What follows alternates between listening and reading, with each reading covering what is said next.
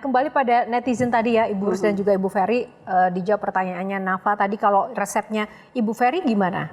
Ya, supportnya kepada Pak Anies. Seringnya Mas Anies yang nenangin saya sih. Oh, itu Mas. Karena biasanya ya, kalau, jadi maksudnya kalau ada haters, Ibu lebih emosi dibandingkan Pak Anies gitu? Iya. Oh gitu. Nah, kuncinya kan sebetulnya komunikasi gitu. Saya kadang bilang, Nis, gimana sih tuh orang ngomong gitu? Ya tenang aja gitu. Apa yang paling yang bikin nenangin Ibu Mas emosi? Anies, bukan saya nenangin Mas Anies. Jadi ya itu tadi dia bilang, kita fokus sama voice saja. Noise itu nggak usah didengerin. Jadi bukan saya yang nenangin Mas Anies sih. Oh gitu ya.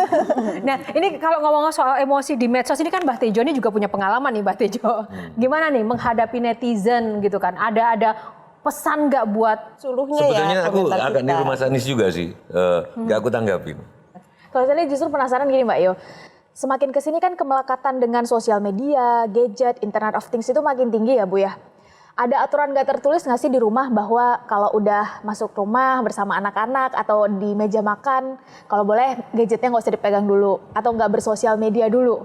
Itu ada aturan nggak tertulis nggak agar ada waktu-waktu yang memang dengan keluarga tetap intim hubungannya? Biasanya kita nunggu sih kalau Mas Anies datang dan punya cerita. Ya kalau udah Mas Anies cerita, otomatis kita akan fokus dengan ceritanya karena ceritanya akan selalu menarik gitu, selalu banyak hikmahnya. Otomatis HP nggak jadi perhatian gitu. Ya memang dari kecil, ketika waktu kecil, saya ada aturan di rumah bahwa ketika Sabtu Minggu boleh nonton TV, di lain hari itu nggak boleh nonton TV. Mulainya dari situ gitu.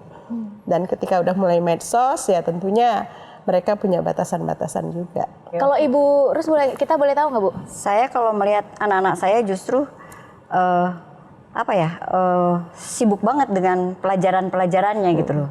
Saya merasa dia banyak nggak punya waktu untuk istirahat. Jadi ketika dia menggunakan handphonenya untuk berselancar media sosial itu ya saya biarkan. Dan kalau selama saya melihat masih positif, tidak ada sesuatu yang mengganggu atau keluar dari rule-nya, ya saya biarkan.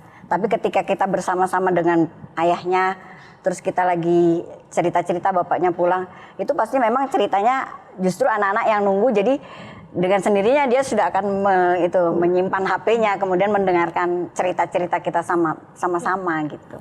Baik.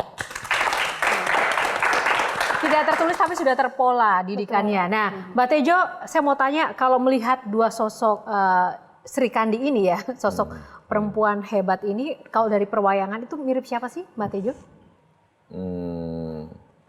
Saya nggak bisa membandingkan, cuma saya justru nanya ke Mbak Rustini sama Mbak Ferry. Ada wayang yang sangat dikagumi, perempuan tercerdas di dalam wayang, namanya Drupadi. Jadi Pandawa itu dihukum 13 tahun pembuangan, 12 tahun, 1 tahun harus ngumpet, nggak boleh ketahuan bahwa itu Pandawa. Kalau ketahuan dimulai dari nol lagi. Dia ngumpet di sebuah negara namanya Wirata yang dulu dia berhutang budi banget sama Wirata waktu kecilnya. Wirata waktu itu diserang musuh. Problemnya sekarang kalau dia membela bisa Pandawa sakti juga, tapi akan ketahuan itu Pandawa. Apa yang dilakukan oleh Drupadi istri Pandawa waktu itu? Kira-kira. Sarannya waktu itu. Ketika dia melindungi gitu. Kalau saya mungkin selamatkan dulu. Drupadi itu ya udah Bima lawan saja, ya udah Arjuna maju aja kau jago perang, selesaikan penyamaranmu sebagai Arjuna menyamar sebagai banci, Bima menyamar sebagai tukang jagal. Udah sekarang keluarkan Baude. Lu kalau ketahuan ulangi lagi hukuman dari nol. Drupadi. Maknanya apa dari itu? Perempuan harus kokoh sebagai istri presiden maupun wakil presiden. Menurut aku gitu. Terima kasih. Oke, terima kasih Mbak Tejo untuk pertanyaan yang sudah dijawab oleh Bu Rustini dan juga Bu Ferry. Langsung saja singkat-singkat kepada Intan, mungkin ada harapan yang disampaikan kepada dua sosok ibu ini. Singkat saja. Harapan aku buat Bu Ferry dan Bu Rus, kalau nanti insya Allah Bapak terpilih, mudah-mudahan bisa memperjuangkan apa ya, mungkin hak-hak wanita. Tadi kan Ibu juga concernnya untuk hak-hak wanita dan memperjuangkan apa yang mungkin selama ini diabaikan. Mudah-mudahan bisa lebih baik lagi ke depannya. Baik, terima kasih Intan. Silakan, Nafa. Sama sih sebenarnya. Mungkin nanti kalau diberikan amanah sama Gusti Allah untuk Amin. menjabat, yang pastinya kita berharap bahwa hak-hak perempuan, anak-anak itu bisa diutamakan, terus kesejahteraan perempuan juga, dan soal kekerasan perempuan, dan masih banyak lagi lah soal perempuan dan anak. Baik, terima kasih. Nafa. Shirley, singkat silakan. Shirley, singkat saja, yang berat itu konsisten Mbak Yo. Jadi semoga Ibu yang hebat ini tetap menjadi seperti sekarang. Baik, terima kasih. Silakan, Pamungkas, Kang Maman dengan epilognya. Oh, saya baca epilog. Saya mencatat dari tadi. Saya belajar tentang pernikahan. Pernikahan sungguh sebuah seni. Seni menjaga ikatan emosional antara dua orang. Termasuk di dalamnya seni berdiskusi dan bahkan berdebat untuk membuat keputusan bersama. Dan dalam seni, tak ada monopoli satu terhadap yang lain. Ia bagai orkestra yang saling menyempurnakan, seiring, bukan saling giring, bersanding, bukan saling tanding. Dan semua itu dibangun oleh tiga hal yang kerap hilang di era sama-sama sibuk. Keberakaran, makin berakar kata Bu Ferry. Keluarga sungguh membutuhkan itu karena keluarga bukan semata pohon plastik yang tampak di atas tanpa akar yang menghunjam kuat ke dalam tanah. Kedua, keluarga, suami istri, sesibuk apapun membutuhkan kesediaan untuk meluangkan waktu yang berkualitas dan berproses tiada henti. Saling berbagi cerita, melempar jok, bahkan saling menanyakan kepantasan berbusana seperti Bu Rus dan Cak Imin. Dan terakhir, keluarga membutuhkan intimitas, keintiman, karena suami istri bukan semata teman tidur. Jauh lebih penting dari itu adalah teman hidup. Keintiman ini tergambar pada pernyataan Bu Ferry yang tadi diaminkan Bu Rus. Diawali dengan, saya ingin bersama, kata Anies Baswedan. Dan hari ini setelah 26 tahun, Bu Ferry berucap yang sama. Apapun, saya akan selalu bersamanya. Itulah inti keintiman. Terima kasih Kang Maman. Jago banget. Dan sekali lagi terima kasih untuk Ibu Ferry, Ibu Rus, dan para panelis. Tepuk tangan sekali lagi. Luar biasa, terima kasih inspirasinya.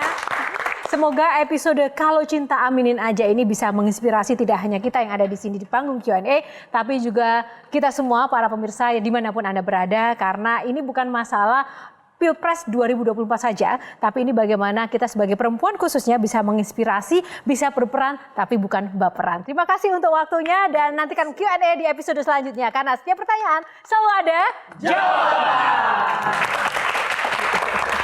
Terima kasih.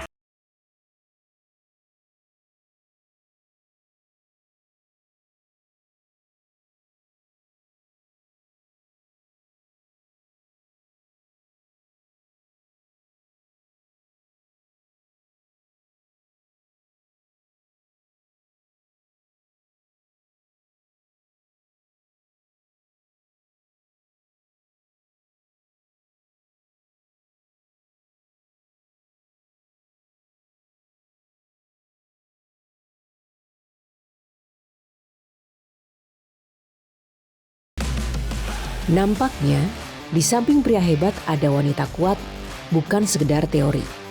Seperti kisah Ferry dan Rustini ini, yang selalu setia menemani sang suami meraih mimpi. Jatuh bangun dialami, tapi disitulah kekuatan cinta terus diuji. Jadi istri politisi tidaklah mudah. Tapi apa boleh buat, tanggung jawab sepaket sudah jadi amanah. Kontribusi nyata sudah dilakukan, menggerakkan potensi kaum perempuan dari segala lapisan. Meski demikian, Ferry Rustini tak pernah pamer kekayaan. Bagi mereka, sederhana adalah bagian prinsip kehidupan. Karena sejatinya, apa yang ada di dunia hanya sekedar titipan. Yang paling penting, ada cinta yang selalu tertanam di setiap pengabdian. Jelajahi cara baru mendapatkan informasi. Download Metro TV Extend sekarang.